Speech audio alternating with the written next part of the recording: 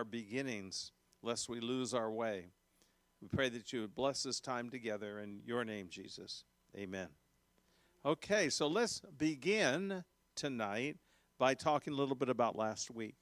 There was 2 points I was trying to make. One was on the first half of the paper, which was on the covenant.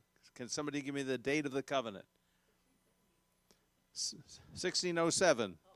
1607 is the date of the covenant, and this is the covenant made at Cape Henry by the original settlers, okay, meaning the first permanent established colony here on American soil, and they would move from Cape Henry very quickly to Jamestown. What's significant, though, is the fact that they did enter into covenant with God. Now, this was simply an outgrowth of what they already believed, but once they hit the new land, they took what they already believed and made it into a covenant for our nation. So an obvious question can be raised, well, is that covenant of any value today? Does it still hold? Because there's so many different peoples from so many different places that have come here. When we look at biblically, though, at covenants, we know that covenants do hold. And we have evidence of the fact that that 1607 covenant still exists today, because part of that covenant was that the nation would be outreaching with the gospel of Jesus Christ, not only internally but externally, as long as the earth exists. Secondly, in that covenant was that they made a promise, a vow, to raise succeeding generations who would be part of that covenant. And by your being here tonight, you are evidence of the fact that we have bought into the covenant of Jesus Christ, and that is to go throughout the entire world preaching the gospel of the kingdom. And so, yes, that covenant is still very much viable today for those that believe. And so that's why the foundations of our nation, well, looking at the Declaration of Independence, which is different from any other declaration or first, what would you call it, first, when you add the Constitution to it, the first actual constitutionality, what a nation's about, it says we hold these truths to be self-evident, that all men are created equal and endowed by their Creator with certain inalienable rights. So it's right out of that same flow when we get further into the American Revolution. The second part we made, or point we wanted to make last week, was the first miracle. Because this period of time from 1746 on up through 1812, we're going to see well over a dozen miracles that have happened, that the people that lived it, they wrote about it. They spoke about it. It affected everything that they did. And so that's why chronologically we started with 1746, but then we went and showed how it eventually was still being talked about even up into the late 1800s. And we could go further than that, but the point I was trying to make was the fact that the original covenant and that original story of that great miracle in 1746 was still in the books, history books. It was still talked about in succeeding generations because they knew it was a actual act. And that took place in 1746, if you recall, in Boston, in the Old South Church. The Reverend Thomas Prince prayed a prayer because of what was about to happen. And that was because of a loss between Britain and France. And I was raised the question at the end last week. The fact is, well, what was so important of Nova Scotia to these two countries? It was a part of their expansion. And as we'll see tonight, these first big battles that we're going to talk about happened between the British and the French. Remember, during this period of time, we're a British colony. We will not gain our independence or speak of our independence, declare our independence till 1776. These first 3 weeks are on those things that kind of set the table for what would happen in 1776.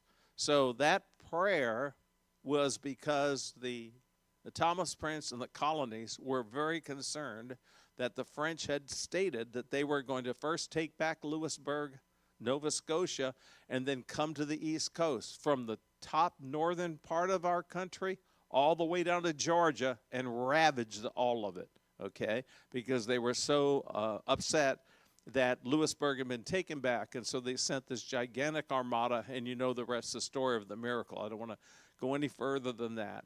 But as we go through this, now what's important about that date, 1746, is because tonight we're going to talk about an individual that's of utmost importance in our American history, and that's the person of George Washington.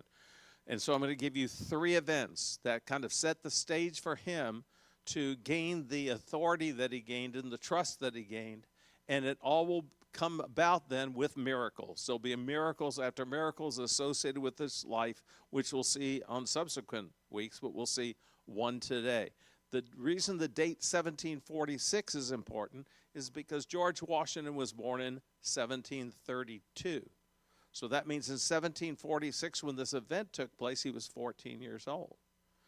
At 17 years of age, he will become a surveyor, okay? And then at 21 years of age, he's going to take on his first commission in terms of with the governor of Virginia and the expansion of what will become the United States of America. And so he was well aware of this story, okay? He would have been 14 when it happened, and then he would be called into service basically 7 years later. So he was already aware of this, and on subsequent weeks, we'll look a little bit deeper into George Washington's faith. We'll talk about his book of prayers that he personally wrote and about the 101 ethical proclamations that he copied and were made part of his life. Very ethical individual, very upstanding individual who the hand of God was upon, and that's what I want to show you tonight. So getting to know him a little bit better, born in 1732 at the age of 11, his dad passed away, and so he did not get any more formal education, except he would do in his own private reading, very much like Abraham Lincoln would do also. But what he would do was he would use that informal education to become a surveyor. And again, at the age of 17, he would do that till 21. That with his relationship with his one of his brothers, the brother being Lawrence. Lawrence wouldn't live that long after he became involved in his military and finally professional life, but he had a very major impact on him early in life. And Lawrence would also make introductions because of Lawrence's stature within the community. He would he would introduce George to people that would be important to him later, including the Fairfax family, which is extremely important in Virginia. And it would be part of what God would use to help him to be, when he would come to 21 years of age, he would be able to be in the right place at the right time. This would be 17, not 19. 1753, 1754. Because of, again, that relationship, he was introduced to Governor Dinwiddie. Governor Dinwiddie knew of his surveying. Surveying meant that he would be out a lot of his time in Northern Virginia. He would have to deal with issues such as with the Indians. He would have to, or through him being a surveyor, he would learn countryside and so forth. And so Governor Dinwiddie asked him if he would take a letter of protest all the way up to Lake Erie.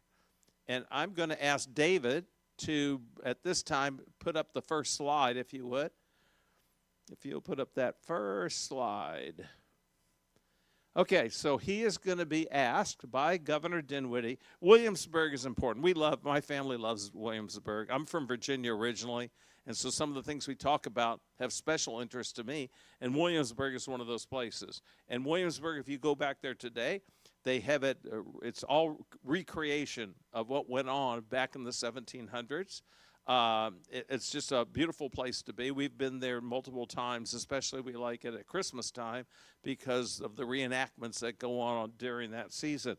But everything basically during this period of time in terms of Virginia and the American colonies is going to happen or come out of Williamsburg. Very much like last week, we mentioned the fact that it's the Old South Church in Boston where a lot of the Patriot meetings were held. For decades, okay?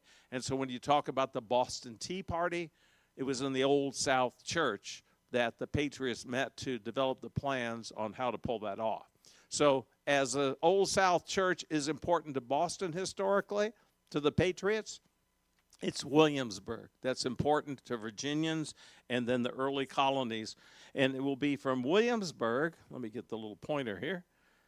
In case you can see that. So from Williamsburg, George Washington is going to be asked to go all the way up here to a fort called Fort Le Boeuf. Does anybody have any idea what that means in French?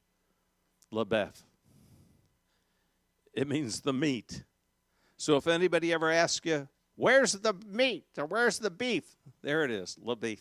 Okay, just kidding, yeah. All right, so that's going to be the route that he's going to go on. The total journey is a 900-mile round trip, and he will be doing that mostly on foot. Ken, at times, we'll see, as a matter of fact, we'll see a raft here. Show him the raft, which is an interesting story that took place. Here he is with his a fellow surveyor. The whole party that went on this journey was the two surveyors, George Washington in charge and his friend, Mr. Creek, I believe. Craik was his name. Let's see if we can find it here. I do not see it. We'll see.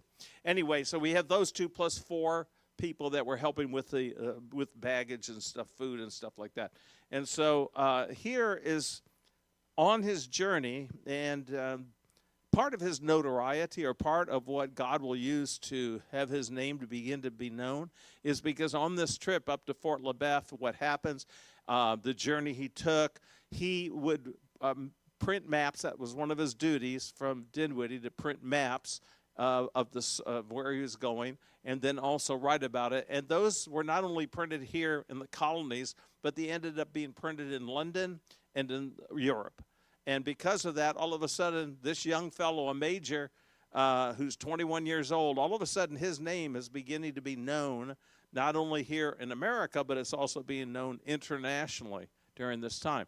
This event was, the problem with this journey that Governor Dinwiddie put them on was in the middle of winter. And so if you can think about going from Virginia, where it snows plenty, and then go all the way up to basically Lake Erie, you can imagine what he encountered. Well, here was one of the encounters he wrote about, because the river, unfortunately, was not frozen over. So they had to build this raft. It took a whole day for them to build this raft. And on going across, big ice chunks were coming downstream, okay, and where they were going. And it knocked George Washington into the water. Now, I want you to imagine this. It was 15 feet deep. He fell totally in. He was able to save himself by grabbing hold of the raft and getting back on. But then that night he had to sleep in the cold, the bitter cold, after having that experience. So this is just, part of the struggles that these people went through, okay?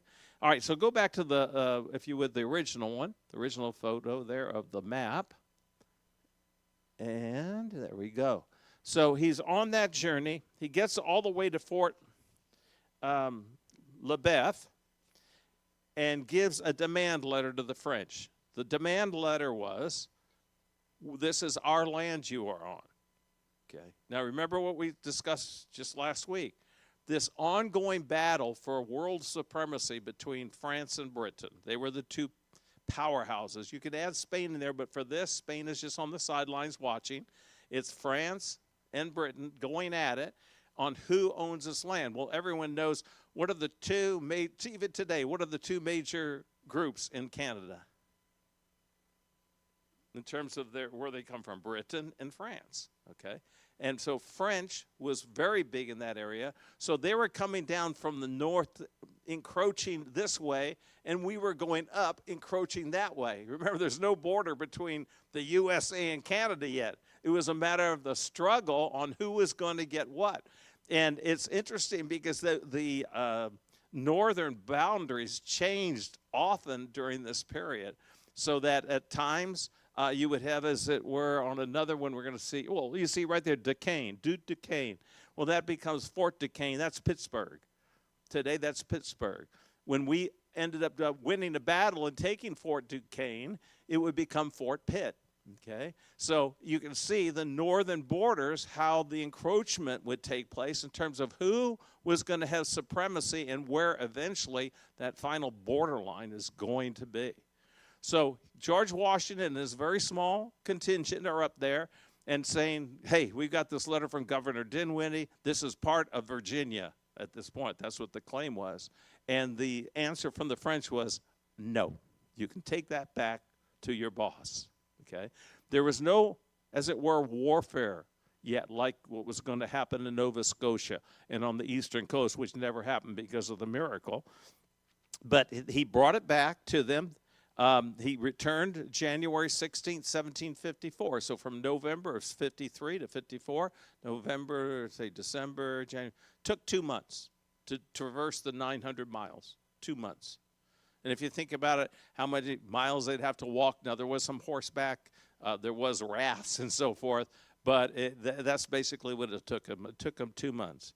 But even though the negotiations failed, and this is a point I want to make, the three events that I'm sharing that are leading up to George Washington receiving the honor and the position, respect, and trust that he gained, all three of these are failures, which speaks a lot to us as Christians. Because you can fail over and over again, but if you're putting your trust in God, and we're going to see that George Washington put his trust in God, that God can bless you and honor you and have you win in the end, okay? He's looking for an individual. He's looking for us as individuals that are humble before him, know that it's he who we depend upon, and then even though we have failures, we need to respond to God and to what God wants us to do, even though we may at first not succeed. So he did not succeed. However, as I mentioned, his maps and his records were reported and printed in the colonies and in London and in Europe. And as a result of that, his notoriety was becoming known. And even though he got a no from the French, that did not deter. Governor Dinwiddie was very impressed with him, that he was able to make the journey, go through the trials that he had to go through, and basically succeed in getting the letter to the French and then being able to return. So he was looked on favorably. As a result of that, he got a change in his rank from major to lieutenant colonel in 1754. We're right in 1754. January, he returned to Williamsburg. And now he was asked to lead a larger group of people, basically Virginia volunteers, to go on another journey up in that direction, okay? And let's show the next map, because this is going to cover both the others. He's going to go from Williamsburg, and he's going to head up to where it says Great Meadows by Fort Necessity. He's asked by Governor Dinwiddie to go. Now, this time it's different. He is commissioned to go up there to establish a base of operations, build a road to the Monongahela. You see that there, the river? Because at the center of the Monongahela, Ohio, and Allegheny rivers is where Fort Duquesne, which is going to be Fort Pitt, which is Pittsburgh today. That's where it is. And so he's asked by Governor Dinwiddie to go up there, build a road to the Monongahela River for supplying the British forces and secure the Ohio Valley against French expansion. Problem is, on his way up there, he meets a defeated British group that were building a fort right there around Fort Duquesne, and the French came and took it over. It didn't end up being a battle because they were so outnumbered, they surrendered it. But they were coming home defeated. George Washington and his group is going now up there, and it's a larger group, and they meet these people coming back, and so now they realize that of the extent of the tensions now between the French and the British. Okay, again, the American colonists are under British control. So if Britain under Governor Dinwiddie in Virginia, he's British. So he's in control, but they use the American colonists, okay, because we are now a British colony. And so they're heading up there. He realizes the tensions now. And so when they get up there, in talking to Indian scouts, they find out that very close to the Great Meadows where they are, there is a group, a contingent of French military, and it's very concerning that they are there for the wrong reasons, that they've spotted the George Washington's group. And so at night, George Washington takes his group to go and to spy and see about these individuals. Once they get there, it's getting early in the morning. The French spot them and open fire on the Americans, okay? As a result of that, the Americans fire back, and they are in the position of power. They're up above, shooting down, and they basically have one of the George Washington's group dies. A couple others are injured, but 20 of the French die, and they are caused to surrender, so they're taken prisoners. But this is one of those things about war. It depends on whose side you're on, because the French declare afterwards that they were not a military group. They were just basically a domestic group of people that were not there for military reasons. The fellow who's there, his name was Jumonville, and they call it today the Jumonville Glen, where this all took place.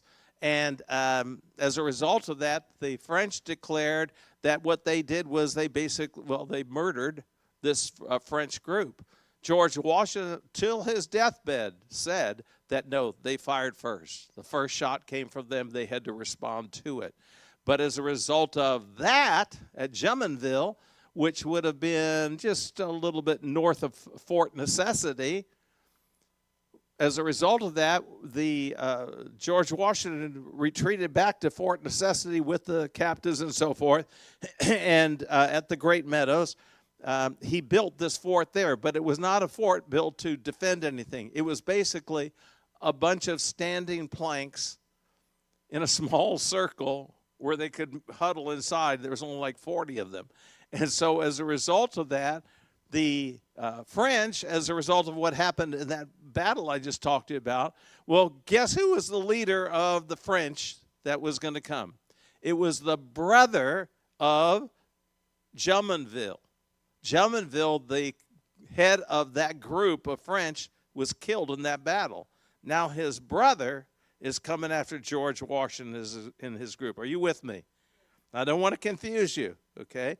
So you've got a real problem on your hands now, because you're going to have 600 people come against a very small contingent, okay? They're going to come. George Washington, they've got this little teeny round circular, you could push the boards almost over the way it looks, in terms of they've reconstructed it.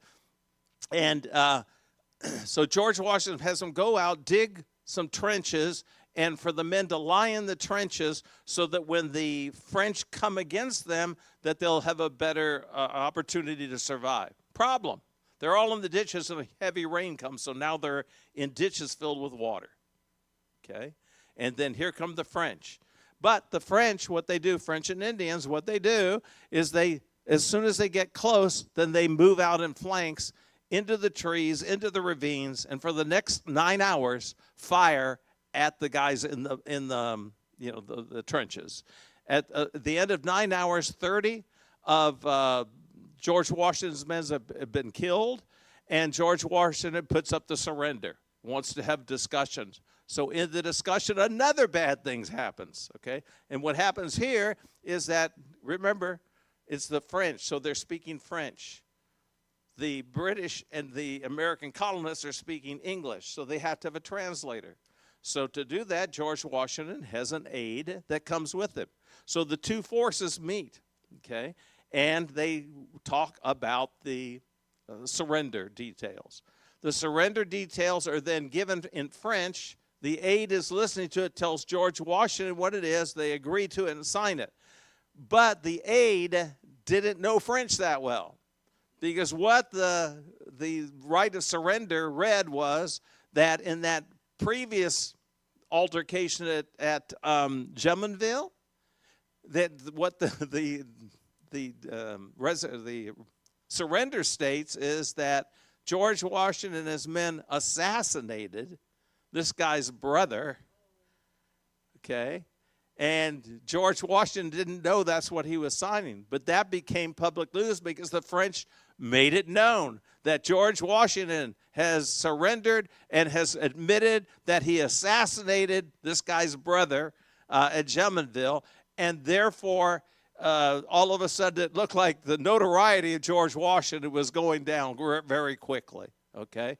As a result of this, the aide was under investigation that he was actually a traitor for translating it that way to George Washington, but he was never court-martialed or anything. But that's how of a heavy thing it was. So as a result of that, this event, that Jumonville and subsequent Fort Necessity disaster, would start a 7-year war called the French and Indian War. So think about the stature of George Washington being the person in charge and having that happen. So he comes back. Washington returns on July 4th, 1754, to Williamsburg, where they take a vote. They actually give him a vote of thanks. But Governor Dinwiddie is really upset and feels like he had too much authority for being such a young guy. And that was part of the give and take that was going on. People that favored George Washington said, yes, he made a mistake there, but he's young, he's diligent. The other side said he's a hothead, he doesn't know what he's doing. And so just like in politics today, the politics were flying back then. Plus you had the French giving the information about the assassination that he admitted to and so forth. So as a result of that, Governor Dinwiddie decides no longer will George Washington be in charge of the Virginia group, but they'll divide it up in parts and pick different leaders. George Washington felt that was an insult, that it was basically them saying to him, you're not qualified, I need to move you off to the side here some and let other people be involved. So George Washington resigns. He resigns to go back to his home, to normal life, okay? And that is the second, not only mistake, but very contrary event to anyone moving up the ranks in terms of trust and in terms of leadership for the American colonies. Which will take us to, we'll keep this map up here, the third event that will happen that will actually mold George Washington and also cause his name to be respected. And this is where God is going to have to intervene. Because following the Fort Necessity defeat, the British decided they have to come in and take stronger control. Instead of having authority being at the governorship and then giving it to American colonists like George Washington, they send one of their leading generals over, General Edward Braddock, okay? A second leader, Horatio Gates. They send over some powerhouses, okay, to come and take back this area, take over this area. They're going to now go to Fort Necessity and now Fort Duquesne, okay, and they are going to take on the French. Again, this is a continuation in the 1700s of wars between Great Britain and France. Braddock will lead 1,300 of their British troops against Fort Duquesne. Now, interestingly, Washington, who resigned a year before, it's going to be basically a year later, Washington, now 23, joined Braddock as a volunteer aide-de-camp. Now, why would he do that? Well, number one, he does believe in the American cause, okay? He does believe as a colonist of Britain along what they are doing over against the French. But there's another reason. He volunteers as an aide-de-camp to Braddock, seeking to regain his military reputation after his 1754 surrender at Fort Necessity. So this is an opportunity for him to come back in the fray, but also to prove the fact that he is legitimately a good soldier, okay? So on the trip, so he's joining them on the trip. Braddock's 13, and they actually go out of not Williams. Well, it starts at Williams. Really, they meet in Alexandria, Virginia, and this is the route they're going to go. Now, Winchester's special to me. And this is something that you might have a similar memory in some other thing totally from your childhood. But I happen to remember my grandparents lived in Warren, Ohio. That's outside of Youngstown. And we would travel to their house. And it usually was a 2-day journey. It was 10 to 12 hours. But my father decided on one of the trips to take it in one day. So we got up as kids. I was probably 6, 7 years old. And we got up really early. I don't know if it was 3 a.m., 4 a.m., all I know is that we started out because he wanted to make the trip in one 10 to 12-hour day, driving up there for our grandparents. We go up there for Thanksgiving usually. And I remember we went to Winchester, and it was at Winchester coming from Richmond. Now, Richmond's way over. I don't even think it has Richmond on here. But it's a couple-hour drive, okay? And I remember it was still dark, but we were starving. And we entered into Winchester, and we went into a restaurant, and I'm going to tell you to this day, it was the best toast and butter I'd ever had in my life.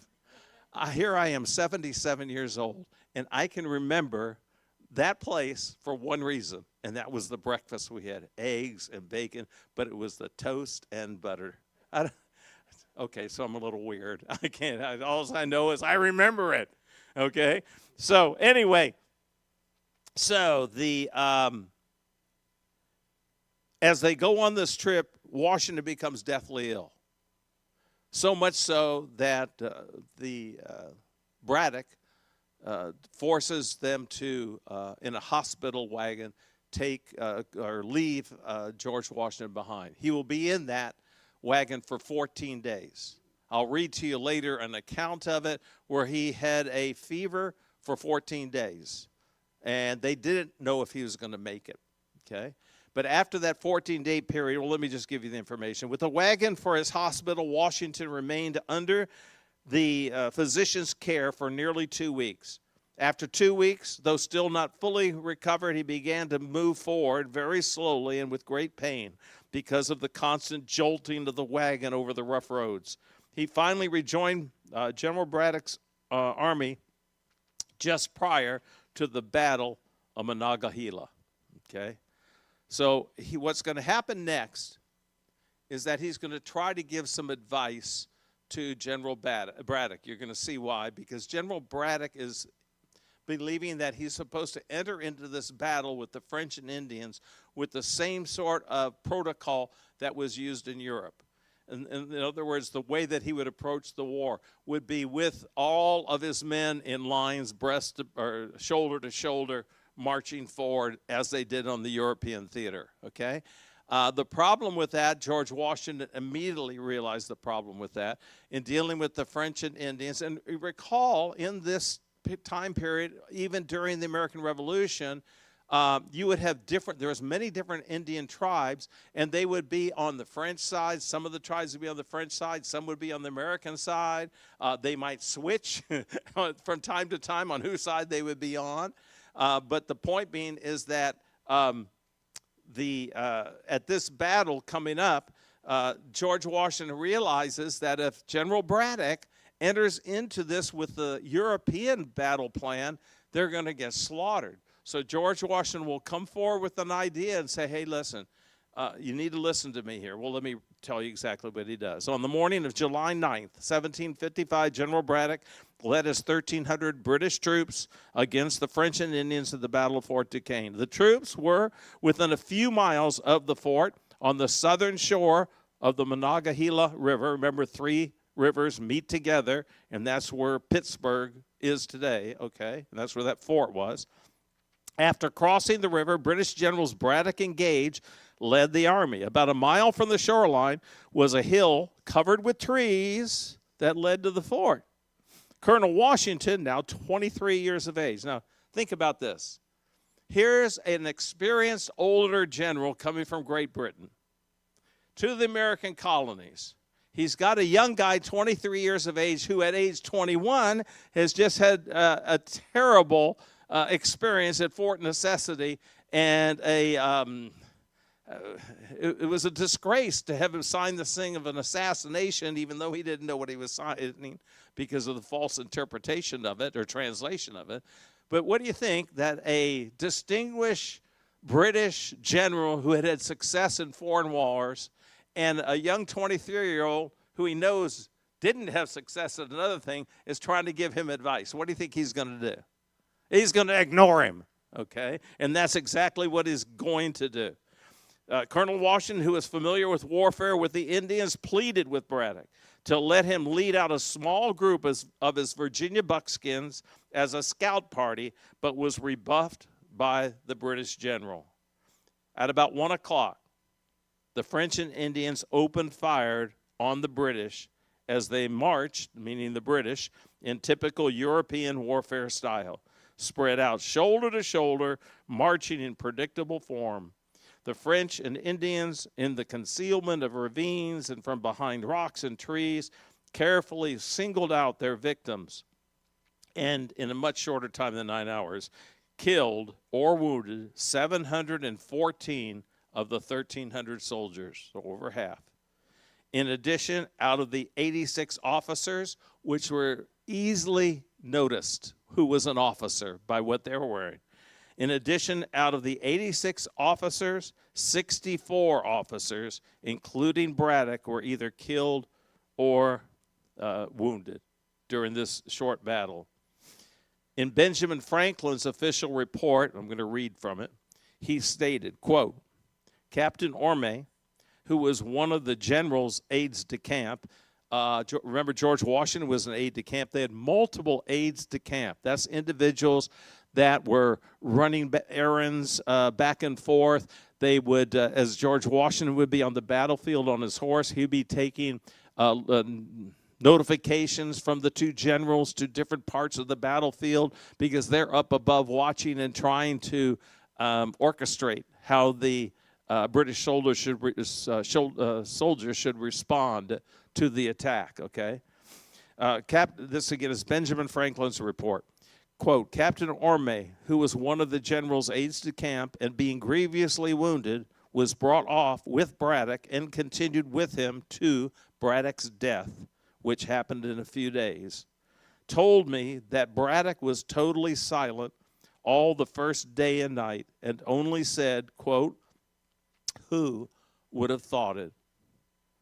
That he was silent again the following day, only saying at last, quote, we shall better know how to deal with them another time, and died a few minutes after. Okay? In other words, you can see how he was having to come to grips with the fact that he'd made a grave mistake in terms of how he entered into that battle. But on the battlefield, the events occurring around Colonel Washington during the battle would provide compelling indication not only of God's care, but of his direct intervention on behalf of Washington. And this is what is so interesting about this. This is the third total loss, okay?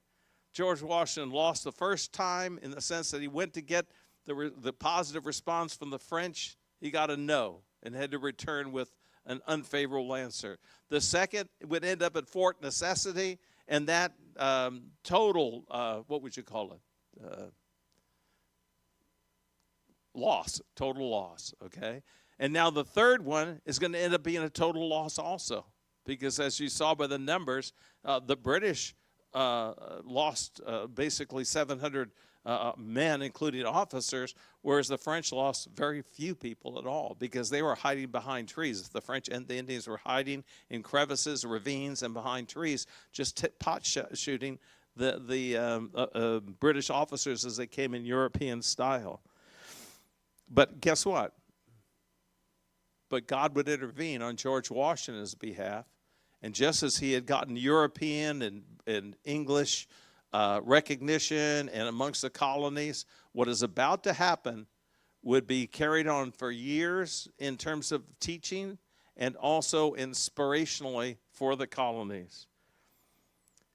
although Washington still had not completely recovered from his illness, he remained faithful to his duty, unflinching in the face of disaster, carrying the general's orders to subordinates on all parts of the field. He did that by horseback, made him a conspicuous mark to the enemy, who did not fail to take advantage of it. One who was watching Washington during the battle reported, quote, "I expected every moment to see him fall. Nothing but the superintending care of Providence could have saved him." In total, 2 horses had been shot out from under George Washington. 4 times his coat had been torn by musket balls, but Washington escaped without injury. On July 18th, George Washington wrote his brother, John A. Washington. Now, all these letters and documents I'm quoting from, they still are in existence today, whether they're in the Smithsonian Institution or whether wherever it's kept. They all exist. That's why I can quote them to you, okay? Writing to his brother, John A. Washington, George Washington said, quote, "As I have heard since my arrival at Fort Cumberland," let's go back to that map again, because Fort Cumberland was where they took them to, right over, let me get the mark, the thing here, right over here, right there, Fort Cumberland by Wills Creek. Okay. "As I have heard since my arrival at Fort Cumberland, a circumstantial account of my death and dying speech, I take this early opportunity of contradicting the first and of assuring you that I have not as yet composed the latter. But by the all-powerful dispensations of Providence, I have been protected beyond all human probability or expectation, for I had 4 bullets through my coat and 2 horses shot under me, yet escaped unhurt, although death was leveling my companions on every side of me." That's how he saw it. That's how others saw it. From tragic scenes in the history of Maryland and the Old French War, written in 1856 by historian Joseph Banvard, he wrote, quote, now this is important for documentation because here it is.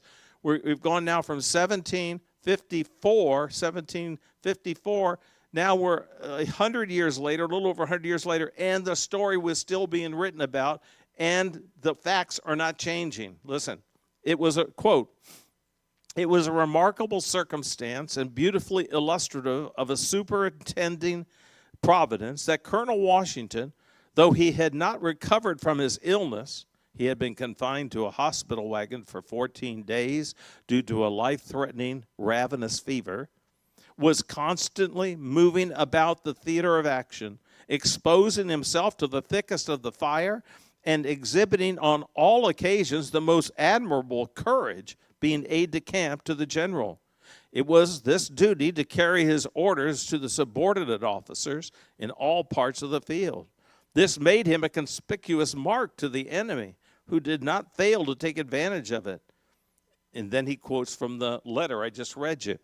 In a letter to his brother, George Washington, he said, quote, "By the all-powerful dispensations of Providence, I have been protected beyond all human probability or expectation, for I had 4 bullets through my coat and 2 horses shot from under me, yet I escaped unhurt, although death was leveling my companions on every side of me." Totally consistent from 120 years prior. Equally miraculous was the event that happened 15 years later. Banvard states, quote, "While in the vicinity of the junction of the great Kanawha and Ohio rivers, they were visited, Washington and Dr. James Craik." Dr. James Craik was with George Washington most of his adult life, okay, by a tribe of Indians. So they were visited by a tribe of Indians over whom presided a venerable chief.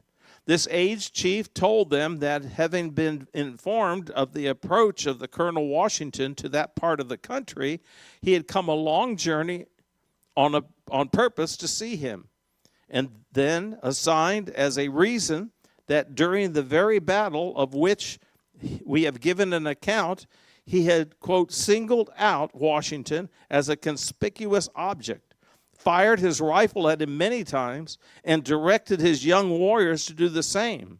But to his utter astonishment, none of their balls took effect.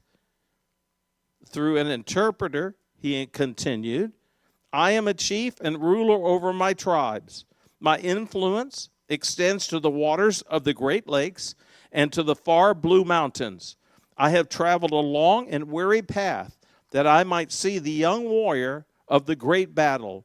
It was on the day when the white man's blood mixed with the streams of our forest that I first beheld this chief, referring to Washington. I called to my young men and said, mark yon tall and daring warrior. He is not of the redcoat tribe. He has an Indian's wisdom, and his warriors fight as we do. Himself is alone exposed. Quick, let your aim be certain, and he dies. Our rifles were leveled, rifles which but for you knew not how to miss. 'Twas all in vain. A power mightier far than we shielded you. Seeing you were under the special guardianship of the Great Spirit, we immediately ceased to fire at you. I am old, and soon shall be gathered to the great council fire of my fathers in the land of shades. But before I go, there is something that bids me speak in the voice of prophecy. Listen, the Great Spirit protects that man, pointed at Washington, and guides his destinies. He will become the chief of nations, and a people yet unborn will hail him as the founder of a mighty empire. I am come to pay homage to the man who is the particular favorite of heaven and who can never die in battle. And he never died. He was in battle, okay? These are not the only testimonies of the Battle of July 9th, 1755, and the remarkable young soldier, George Washington. A similar testimony was overheard in a French outpost and from soldiers who witnessed the battle. This verification of this miraculous intervention of God on behalf of Washington is provided through the testimony of Mary Draper Ingalls. She was kidnapped from her home in Draper Meadows, Virginia, on July 8th, that's the day before the Battle of Monongahela, on July 8th, 1755, by a band of Shawnee Indians. Her biography details the amazing account of her capture and subsequent midwinter escape from the Shawnees after being held captive for several months. The award-winning 2004 movie, The Captives, chronicles her story. At one point, while still a captive at the Indian camp, she recalled the day when the French held a council with the Indians.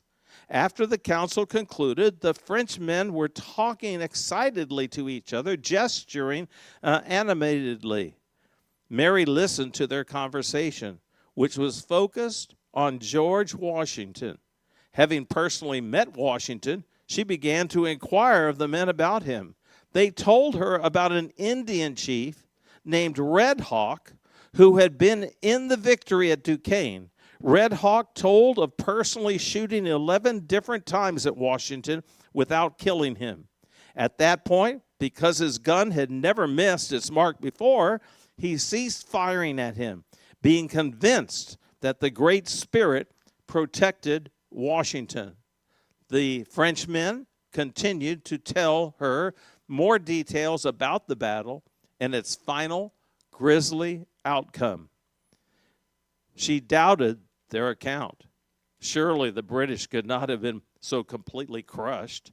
After her return to civilization, she related what she had heard about the incident with Washington and the battle for Fort Duquesne. Those in the settlement assured her that what they had told her was indeed accurate. So remarkable was his escape from the numerous perils to which he was exposed during the battle that special mention was made in a sermon preached shortly after the battle by Reverend Samuel Davies, who later became the president of Princeton University. After commending the military qualities which the Virginia provincials had displayed during the fight, Davies added, quote, "I may point out to the public that heroic youth, Colonel Washington, whom I cannot but hope Providence has hitherto preserved in so signal a manner for some important service to his country."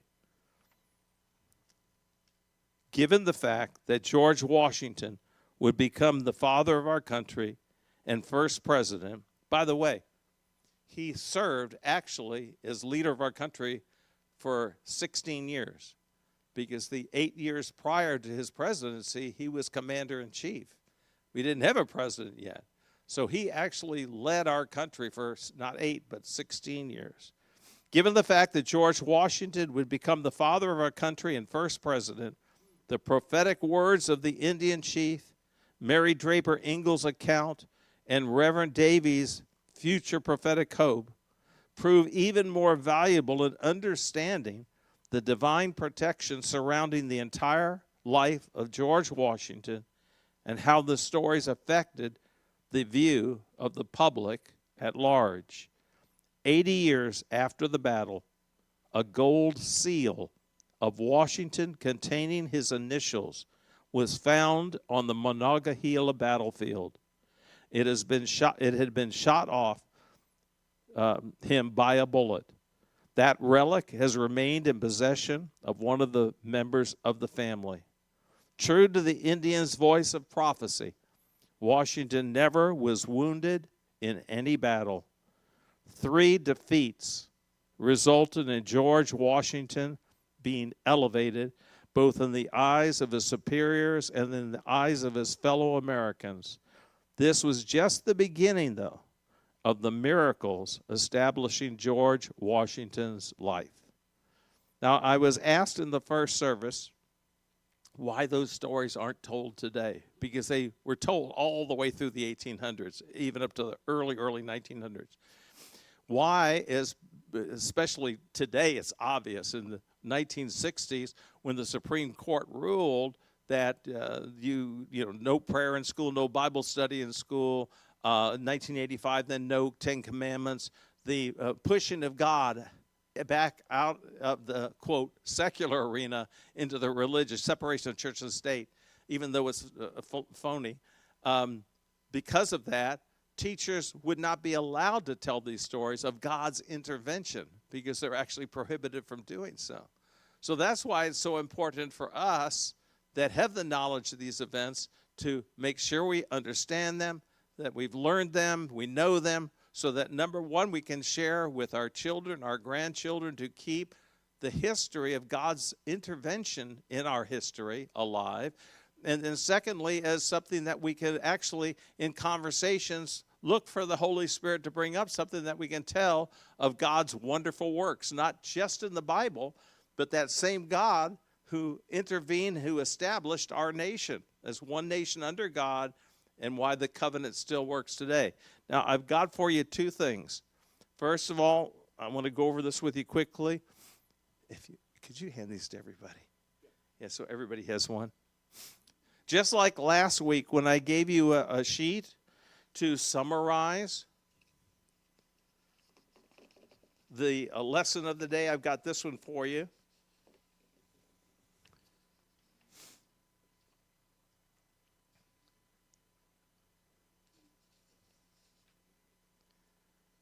And hopefully you'll keep these sheets and you go over them from week to week. That will help your memory, because believe me, the enemy doesn't want you to remember these things, okay? But the reason I give you these sheets is to make it so you can remember them.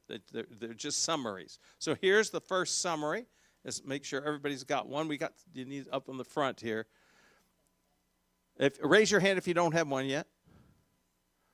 In the front row we have 2. Everybody else has them?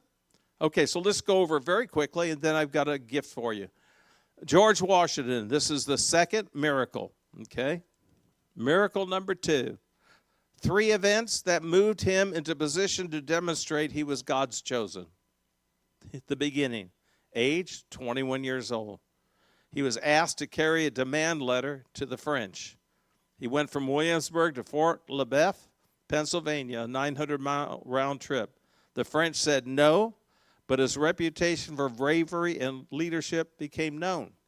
How? Because of the published records, both in the colonies, in London, and in Europe.